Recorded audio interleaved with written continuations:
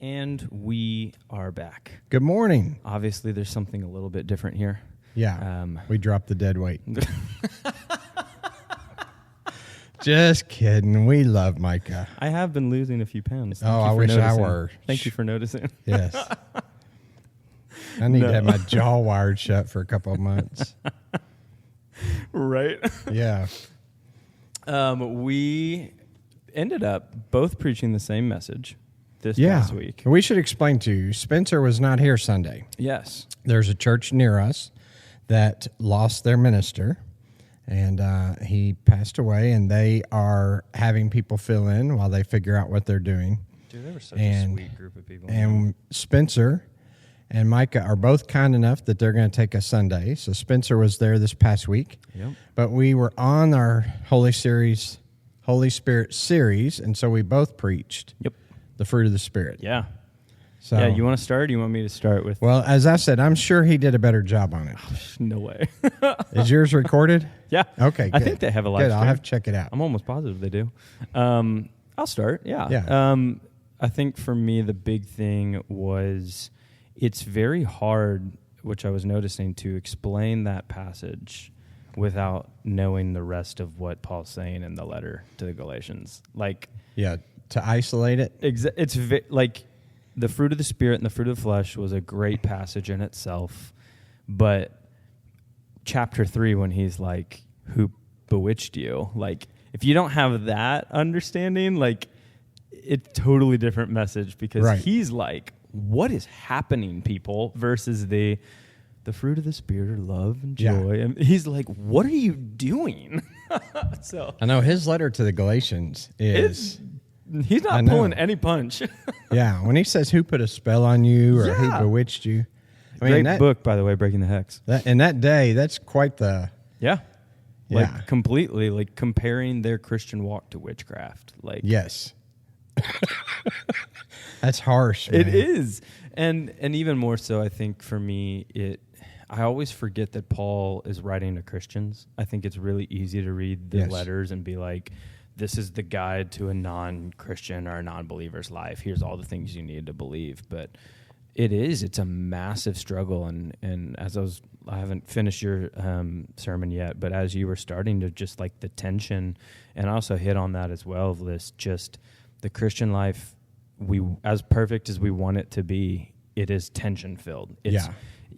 Though, what was it? It was Romans 6, I think, where he says that try not to let sin, even though it's still with you, it doesn't reign over you. Like the whole phrase, like it remains. As long as you have this reign. flesh, it's always going to be with you. Yeah. In essence. Exactly. You know what I mean? And just like you just said, you've been losing weight. Obviously, I have not been. So, I just read one of the fruits of the Spirit, self-control.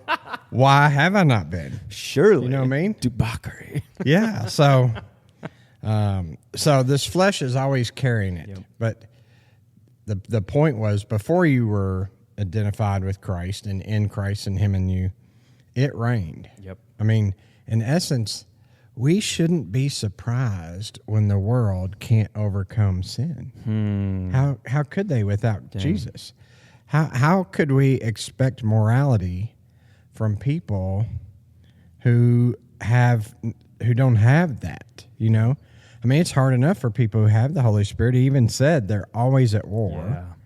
So, it is. I sometimes forget that. It's easy to sometimes forget and look at people, but if we would just remember that, we would see people so different. Oh my gosh. Let's dive into that then just for a second. That whole idea of what does it mean that sin is in the flesh? Because that's a really weird analogy, metaphor, but also in the same point, it's like, what does it mean to have your body or your flesh? Like, is it a literal, like, flesh thing, or is it like... Or is it a metaphor? A metaphor. Is it like a weird veil that's around? Like, what do you think about that? Well, for one, I think it is physical because the Bible never talks about it too well. Yeah. I mean, it says for sure this flesh can't inherit what is incorruptible. Yeah. So part of it has to mean just physical, literal, but I think it does have that deeper metaphor to it, that it's really the mindset, this humanistic mindset. So you have a mind, you have a soul. They're kind of the same. Then the spirit and the body. You have this. The real war, obviously, is in that spot. Yeah. It's not in the actual. I mean, like the overeating started here. Yeah. There's something in my brain said, man, chocolate donuts would taste so much better than an apple. Dang. You know what I mean? Yeah. So it's in here where the whole battle is. And so it's got to be also metaphorical to cover that. But it's got to be physical too, because he said this, this is a tent that's rotting away and it ain't going where we want to go. Yeah. Dang. Would you say that, because I tend to look back at my life, and I grew up in the church, and so in some ways that's a really big grace. Like I didn't necessarily know anything else, and was baptized and believed in Jesus when I was like right before I turned 10. And so it's like, in that sense, I've never really not known a life with the Spirit. But then when we say sin reigns and you are its servants, what experiences have you had with people, or just moments where you feel like, what is that?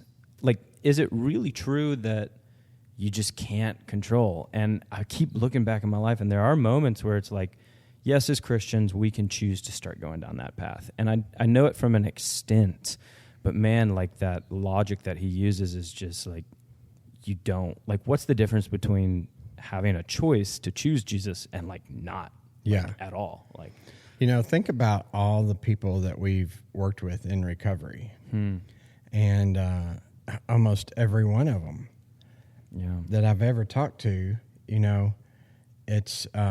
it's like it rained over them. Yeah. But as soon as it was done, there was this, I wish I hadn't. And come on now. I don't want to do this. I don't want to do this. Yeah.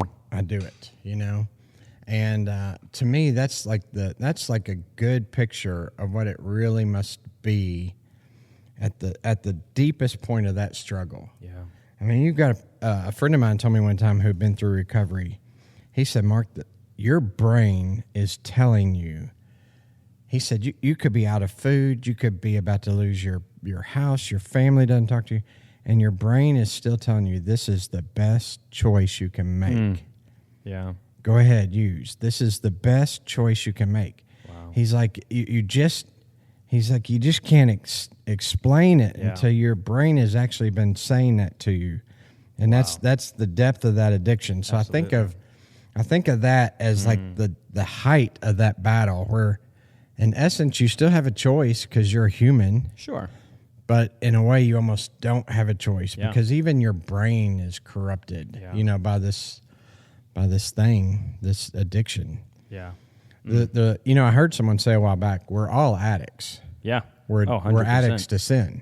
Well, I mean, that's the beautiful thing, beautiful and also terrible thing. But like when Paul does list out the acts of the flesh, one of the things that I did was I split them into two categories. And you have, on one side, you have a lot of external things. Like you have orgies, drunkenness, sexual immorality. Like you have things that are visibly seen.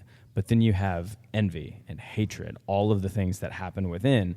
And I think our culture, and probably all of human Christianity and sinfulness, like we tend to harshly judge the external things and minimize the internal things. Like if you can't see it, it's not there. Yeah. I may have to deal with some guilt and some shame at times, but as long as nobody else can see it, that will provoke me into judgment. And judgment's just... judgment's as bad as everything on the list. and judgment is just like judgment's just the repelling of sin, if someone else's sin that you already know is in you. Yeah. And it's really, really interesting that Paul puts both into context of like, all of these things are the flesh.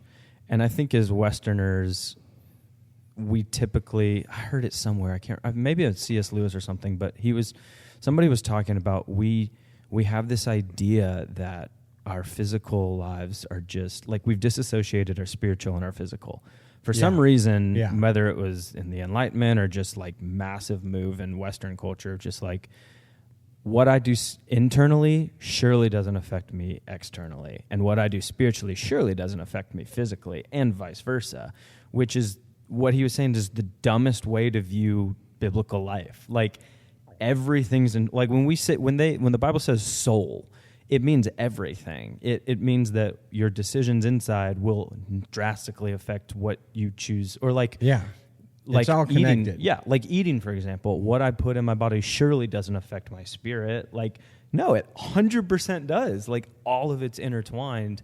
And so to sit and say, like, and Jesus called that out, like, don't murder. Yeah. But the reason you murder is because you're angry. Like, surely my bitter heart produces dissensions or whatever, factions, all the arguments and stuff that's happening. Think about David. His worst actions usually come when he's tiredest, most alone, or most angry, right? Yeah. And so out of that come these bad physical activities.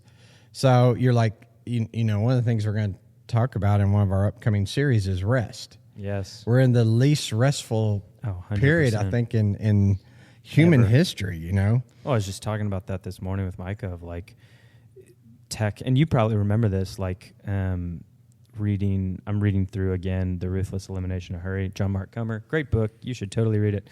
But he was talking about just the history, even this last 50 years of like, what is success?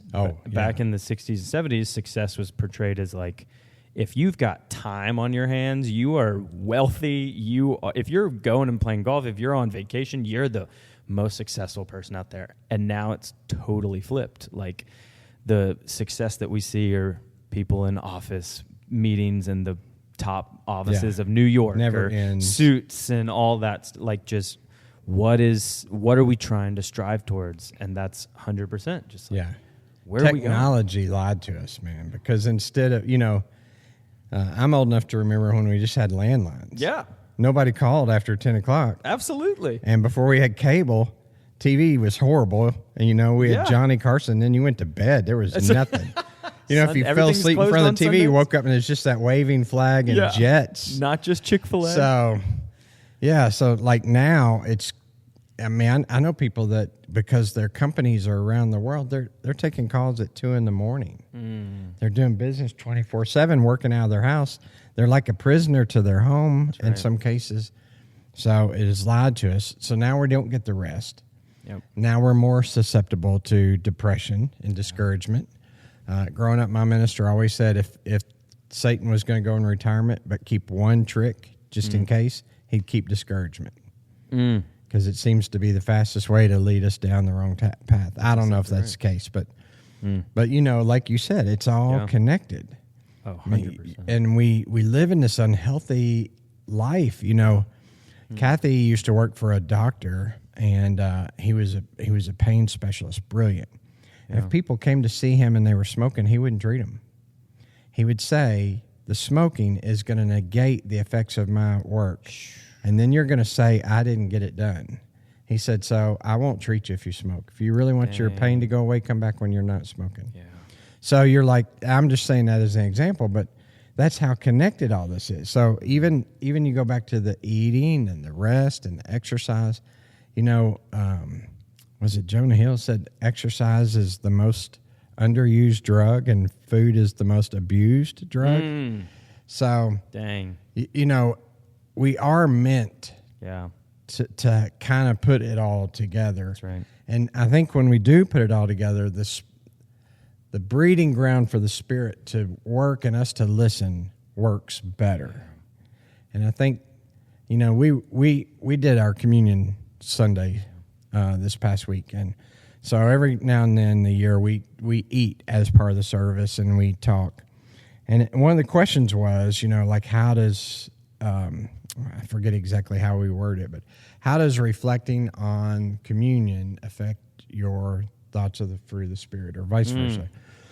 But what kept coming to me was, I never get up in the morning with the intent to be bad.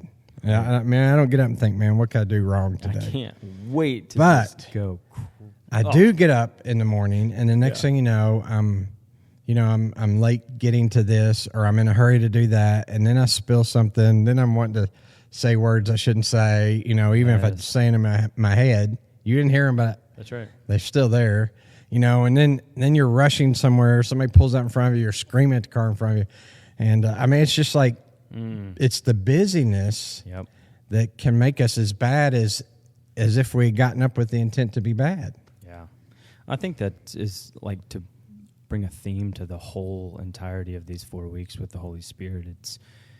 It is really attentiveness. Like, one of the things I talked about on Sunday was, the work culture of America, and what, like the American dream, for example, is if you work hard enough and you can just grind, you can be anything and do anything you want. And like the whole mantras that all of us have been taught, and probably some of us really live by, is like, ain't nothing comes free here. Like what you always say is earned, not given, stuff like that, where what Paul is trying to say of backing up into chapter 3 was just like, I'm sorry, did you receive the Spirit by believing what you heard, or by trying to live up to the expectations of God? Like, who's telling you this stuff? And just the whole idea that to live with the Spirit, it is very, very difficult. And yes, work and effort is needed. Like, but it's a different kind of work. It is. It's surrendering. Like, that's a totally different kind of work of like, I really want to just mindlessly numb out on Instagram, or I just want to I want to binge 8 hours of TV. Like, that in itself is an addiction that is just like, I want to numb out. You had that to go idea. there, didn't you, man? Hey, I'm just there. I'm right there, man. God, Reels. I think I've watched 5 seasons of Survivor in 4 days. But like things that we would say are good, but also like to get to know the Spirit it takes effort, but it's a different kind of like, and even for the fruits of the Spirit, I think we do, where it's like we look at it, it's like, I need to be more loving. So, man, today I'm gonna go love people. Or that's the thing drives me crazy. We pick out, like, I need to be more good today, and that idea of I'm gonna work so that I can make sure that I'm like the Spirit, and the kind of work that is needed for the fruit of the Spirit to come out in you is to step off, not step more on, and be like, the step on is like this worldly philosophy of all these people talk about. I manifested it. Ooh. I manifested it. No, you know. It's the opposite. You don't just get up this morning and say, I'm gonna work and make peace in my life. You know what I mean? As a matter of fact, it'll probably be the least peaceful day you've had. That's right. Well, I mean, let's take that and run with it for a second. Like, if you want to experience the peace of Christ, you are not sitting each day going like, peaceful thoughts. That helps to renew your mind, right? But really what that's looking for is it's shifting your attention. It's letting Him do it. So instead of me trying to manifest peace in my life, or even go do things that are peaceful, me going for a walk versus, binging TV to find peace. It's like the walk is, I'm out in a space where there are limited distractions, where my mind can actually focus on the Spirit. Yep. And it's opening yourself up so that the Spirit can do. And that might look like doing a certain activity or something, but it is totally different than just, I'm going to be peaceful today. We're really going to be peaceful.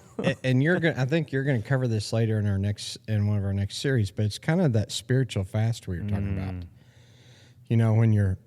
When you're fasting, it's your body is definitely craving. 100%. So when you're trying to disconnect from the reels and the TV and the whatever is your thing, you know what I mean? Golf, whatever. Yeah. Your body is wanting to do that thing. Absolutely. And it's in that crave that you don't conquer, but you turn to Him to conquer. Yep. If you could conquer it, you wouldn't need Him. Exactly. So that's the thing. We keep trying to conquer the flesh ourselves and turn the Bible into a self-help book. And prioritize the Bible. Like, yes, the Bible is good, but I just always harp on it. Like, the Bible's not God. Like, the Bible will say, look up and go find God. Like, getting alone. That's why prayer is so essential. Like, where are our minds and the distractions, just the constant, like, in those moments where, and I was talking to somebody last week, I think it was at our life group, where we were talking about like Romans 7 and just, here's all the things that I don't do. But in those moments where it's like, and we all have them as Christians, like, I probably should do some quiet time. Yes. Stop right there. Then you feel the tension. Like, even noticing the tension is a great step in moving towards the Spirit. Like, when I say I should read my Bible, then that means that there's something on the other end that I'd much rather do. Right. What is that and why? Like, getting curious about that kind of stuff. Like, that's the effort put into the Spirit of seeing, like, why am I feeling like it's a ton of self-awareness. Our modern world is all geared, just totally geared to come against quiet time. Mm. I mean, you've read about these people that made these things and how they knew those little bubbles and dots, I'll admit it. I get up and I see like there's 20 of those, little blue dot says 20 on the email. Yep. Like what are these 20? Dude. They're mostly junk, but I got to get them off. They're there, I hate it. I got to get rid of it. So I agree. Oh. I mean, we live in a complexity that is so aimed at robbing us of quiet time. And you think the enemy knows what he's doing. Mm. You know what I mean? And, you kind of think of those screw tape letters. Yep. Like he's, when the patient becomes a Christian, his thing is like, okay, that's not the end of the world. Here's how we're going to mess him up. Mm-hmm. And it's kind of like, okay, we've got all these people that are Christians, but we're just going to keep them so distracted and busy and overwhelmed that they're going to have anxiety out the roof, instead of peace. They're going to have anger instead of, contentment and love. I mean, it's just this, keep them all wound up. And it's the smartphone, it's the computer, it's the TV, it's everything. Yeah. Well, I mean, even in that chapter, I think it's one of the early chapters where the patient just becomes a Christian and he's starting to think about Christ. He's starting to think about his life and such. And Screwtape's telling Wormwood that if you can just at the right, like, you don't have to do crazy amounts of stuff, just at the right moment, just draw his attention to the clock and make him think, oh, yeah, it's lunchtime, so I need to go get lunch, and then start his trail down lunch. Like, the battle for that is a great book to talk about the battle of attention. Oh, I know. Like, it is everything and anything. Or when the patient starts doing the Christian thing too well, is like, hey, that's no problem. Just make him prideful. That's right. Or when he walks into church, get him looking at how greasy that guy's mustache is, or how overly dressed that person is, and make him think that he's not just one of like many in the room, but make him like the focal point of the room. And it's like, anything C.S. Lewis writes, I'm like, who thinks like this? Oh my God. I mean, but the war of the flesh and the spirit, that's it. That is, and it is an every single day thing. And the distraction is, if Satan doesn't have to get you to do the worst of sins, all he needs to do is just shift one thought in your head that will get you not thinking about God for the rest of the day. Like, one of my old pastors at Southeast, he would, my youth pastor, he would say, you ever been a 5 o'clock Christian? Where it hits 5 p.m. and you realize that, oh, wow, I totally signed up for a different life that I did not once think about until I got off work. Like, that level of, like, how much of my attention, how much of my mind should be on Christ per day. And that's something I wrestle with a ton. That's one of the things, listen, it's not the only reason we take people to Africa. We hope we're doing being beneficial to them. Yeah. But I'm going to be honest, there is a benefit to those who go because, unfortunately, cell phones work there. I remember my first mission trip where you were totally disconnected. Yeah. But even with that, the time is different. So you're just kind of more at peace, at rest. You get up in the morning at a certain time, you go to bed at night when it's dark. You're focused on these kids, and there's no TV. Nope. And it's church camps the same way, retreats are the same way. Oh yeah. You know, and that's why they're so impactful, because you finally start living. You like jump off Jesus. the treadmill for a little bit. Yeah, you finally start living a life that is similar to what Jesus lived, and you realize how incredible it is. Yeah, but then slowly, then you remember he wanted you to live it in this society, and that's not be the monk. Which that's the thing. Like, you know, if I were a monk, I'd probably be really well focused and at peace. Yeah, lonely, but at peace. You know, but it's possible, and that's where Jesus says, you know, take my yoke. You're still gonna work. You're still gonna live. You're still gonna be, you know, in the world. But I think with our culture, it gets even more difficult. Like the level of speed we live at, and the distractedness. Like Jesus still, like we're not exempt. Yeah, because of our culture. Like, is there still, and that's the question I've been pondering, is there still a way to live like Jesus in the midst of the beast of... It's the whole Brother Lawrence thing in the year 2025. Can you be in the kitchen doing dishes and be in the Spirit? You know, Brother Lawrence's point was he was praying in the Spirit all day long. Yeah.